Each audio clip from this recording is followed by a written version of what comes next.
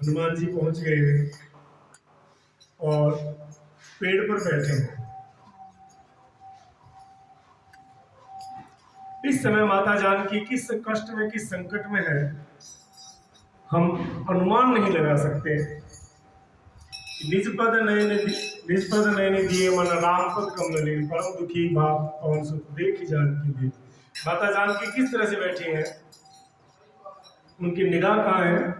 केवल अपने अंगूठे के नाखून देख रही है, अपने पैरों के नाखून देख रही है। उनके वस्त्र जो पहन के गए थे वही वस्त्र से पूर्व जीर्ण शीर्ण हो चुके हैं। वट वृक्ष के नीचे बैठे हैं और वट वृक्ष पे सबसे ज्यादा सभी प्रकार के चींटियों का आवास होता है, छोटी से लेकर बड़ी तक सभी प्रकार के पक्षियों का आवास होता है। उसके नीचे माता जानकी बैठी है।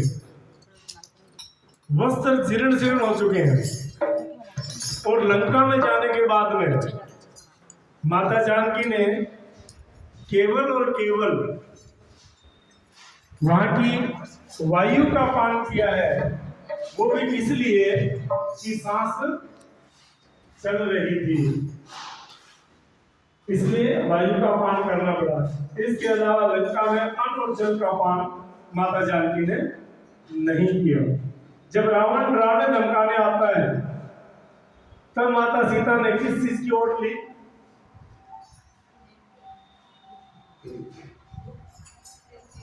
अपना वस्त्र का पल्ला करना चाह रही थी, अपने वस्त्र का पल्ला करना चाह रही थी, परंतु वस्त्र का केवल एक तिनका हाथ रहा। तरन धरी ओट कहत वे देही, तरन धरी ओट कहत वे देही। ओट तो तिनके की पर्याप्त है अगर आपके मन में भाव है, और भाव नहीं है तो कंबल की ओर लेकर रही कुछ भी बकते रहो, वो भाव नहीं है। आजकल ये देखा जाए, ओट तो दीवार भी ले ली और पीछे से मिसाइलें शुरू, वो नहीं होना चाहिए। माता जानकी का बहुत स्पष्ट संदेश है, ओट जिस व्यक्ति को देखना नहीं है उसकी ओट होनी चाहिए। और एक महिला के लिए, एक विवाहित महिला के लिए केवल एकमात्र पुरुष है, वो उसका पति है।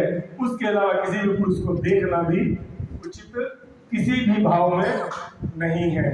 पिता एक ही है, पिता समान नहीं देखना, भाई एक ही, भाई समान नहीं देखना।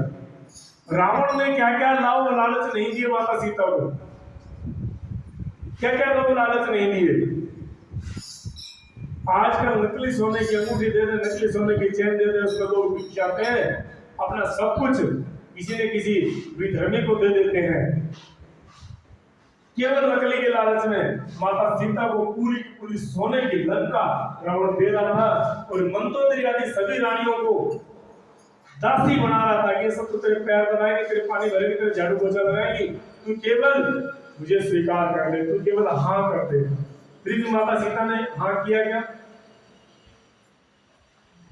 देखो, जाग रहे हो तो आवाज आनी चाहिए हाँ या ना जोड़ के, है ना, और नहीं जाग रहे हो तो अलग। माता सीता ने स्वीकार किया रावण का कुछ भी? क्यों?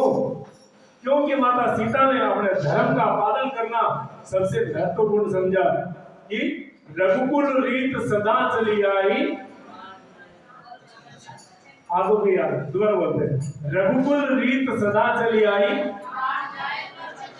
प्राण जाए पर वचन न जाए। पहला वचन हमारा होता है हर जीव का, हर पदार्थ का, चाहे वो पदार्थ किसी भी फॉर्म में हो, लिक्विड हो, सॉलिड हो, गैस फॉर्म में हो, उस पदार्थ का अपना धर्म है और उस धर्म को छोड़ देगा तो उसकी कोई वैल्यू नहीं है। चीनी का धर्म है मीठा होना, अगर वो खारी हो जाए तो उसकी कोई वैल्यू नहीं है ना। नमक का धर्म है नमकीन होना, कड़वा होना, अगर नमक मीठा हो जाए, फीका हो जाए तो हम यूज करेंगे क्या? क्यों? उसने अपना धर्म छोड़ दिया। सीमेंट का धर्म होता है मजबूती प्रदान करना, अगर सीमेंट मजबूती प्रदान नहीं करे तो मकान बना पाएंगे क्या? नहीं कर पाएंगे। इसी तरह से माता सीता ने भी अपना धर्म किसी भी लोभ लालच के लिए नहीं छोड़ा था और माता सीता को लोभ लालच देने वाला कोई साधारण व्यक्ति नहीं था। दुनिया में किसी के पास नहीं थे, उसके पास 10 सिर थे। दुनिया में किसी के पास इतनी क्षमता नहीं थी, पर उसके पास इतनी थी कि वो जब शिव जी को प्रणाम करता था तो कैलाश पर्वत को उठा के ऐसे लेके आता था और शिव जी को प्रणाम करता था। हम सब लोग झुककर प्रणाम करते हैं, पर रावण इतना शक्तिशाली था कि वो झुकता नहीं था कि प्रणाम करूंगा तो मैं शिव जी को ऊपर उठा लूंगा, मैं नहीं झुकूंगा। उसका लोभ लालच की माता सीता ने स्वीकार नहीं किया। आजकल लोग 2 किलो चावल के लालच में और थोड़े से पैसे के लालच में गले में ओम हटाकर कुछ और टांग लेते हैं। माता सीता का बहुत ही स्पष्ट संदेश है, सुंदरकांड का, रामचरितमानस का ये बहुत ही स्पष्ट संदेश है कि अपने धर्म को कभी भी नहीं छोड़ना। जिसका जो धर्म है वो पालन करे। अग्नि का धर्म उष्णता का है, अगर अग्नि शीतल हो जाए तो खाना कैसे पकेगा? संसार का नियम नहीं चलेगा। बोले भगवान श्री सीताराम जी की।